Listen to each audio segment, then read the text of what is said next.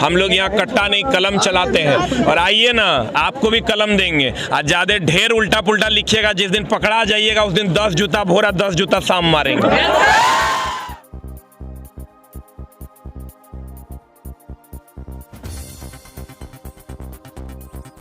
मेरा मानना है कि गांजा का, दारू का, इस सब का बिजनेस बंद हो और शिक्षा का व्यवसाय चालू हो, तभी समाज बदलेगा। अगर समाज को बदलना है तो शिक्षा जिस दिन व्यवसाय बन जाएगा उसी दिन समाज बदलेगा।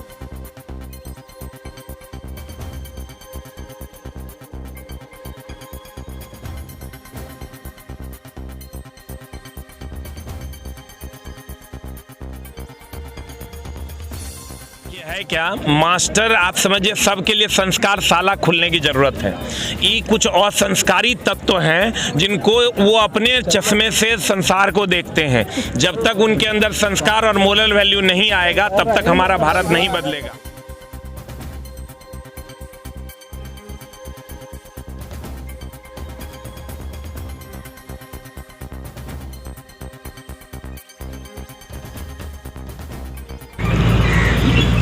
गंगा का किनारा है और पढ़ते हुए बच्चों को देख करके आप समझ जाएंगे कि ये बिहार है।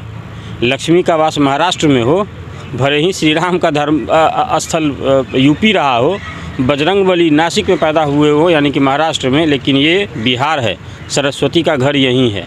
अगर लक्ष्मी पे अधिकार महाराष्ट्र का है तो सरस्वती पे अधिकार सिर्फ और सिर्फ बिहारियों का है। और ये बात अगर आप यहाँ देखेंगे तो आप समझ जाएंगे।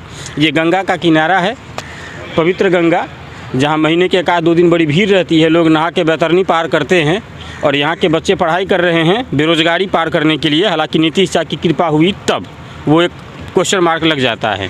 और दूसरा, ये गंगा का किनारा है जहाँ थोड़ी देर के बाद कामदेव का साक्षात जो है यहाँ वास हो जाता है। लेकिन उससे पहले यहाँ सरस्वती जी का अड्डा रहता है और ये सब सरस्वती जी के साधक हैं जो यहाँ पढ़ाई कर रहे हैं। आप देखेंगे आजकल क्लासरूम हाईटेक हो गया है, एसी रहता है और तमाम सुविधाएं रहती हैं। टीचर भी आजकल रोमांटिक हो गए हैं, अंग्रेजी मैडम से डांसो करवा देते हैं क्लास में। उसके बावजूद भी शिकायत रहती है कि बच्चे क्लास में नहीं आते हैं, बीच क्लास से भाग जाते हैं, आते हैं तो कॉन्शियस नहीं रहते हैं। और यहाँ जो बैठे हैं लोग, बंटी बबली जो भी बैठे हैं, देखिए क्या व्यवस्था है। न बैठने के लिए कोई सोफ़ा है, न बैठने के लिए चेयर है। जहाँ जगह मिल जाता है वहीं बैठ जाते हैं।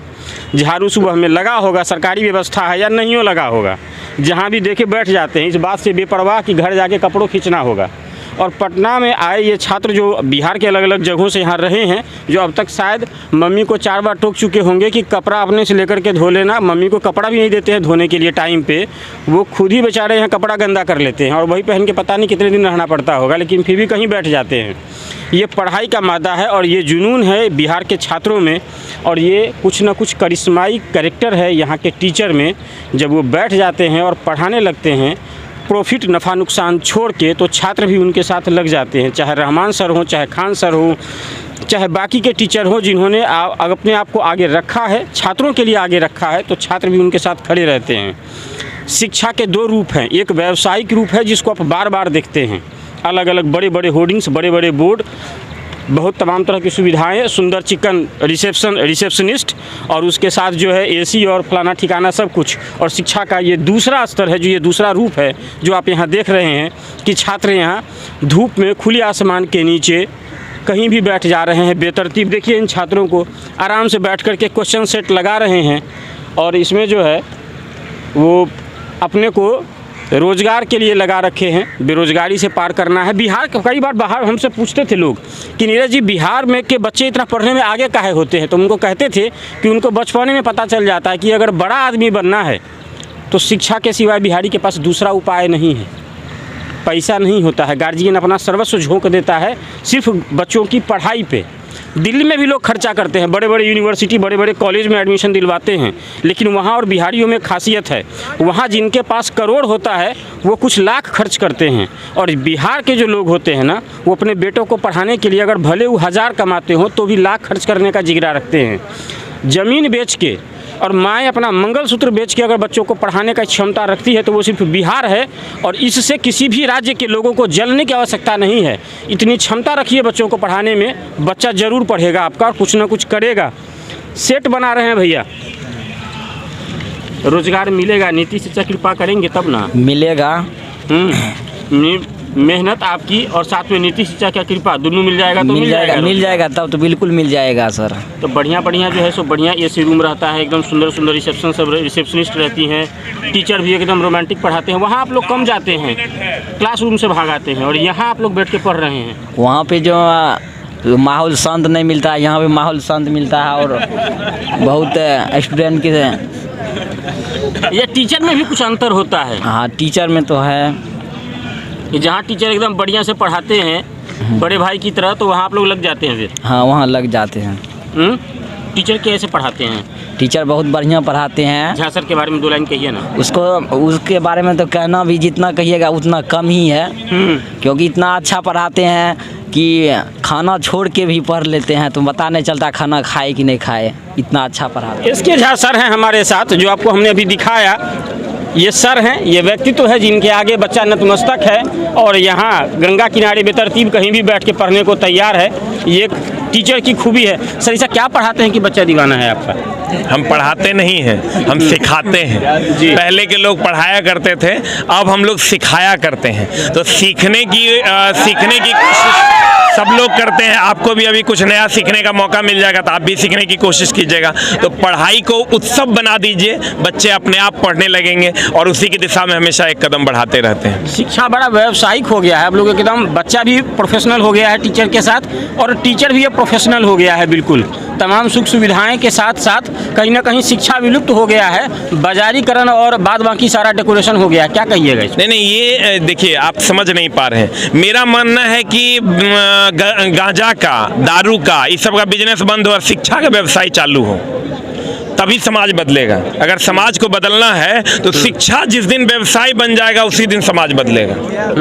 गांजा, दारू, चरस, इसका व्यवसाय बंद हो और शिक्षा का व्यवसाय चालू हो जाए। आप समझिए कि 5 साल के अंदर हमारा भारत फिर से एक नई गरिमा लेकर आएगा। इसलिए शिक्षा को व्यवसाय बनाना जरूरी है। हम तो सबको कहते हैं शिक्षा को व्यवसाय बनाइए।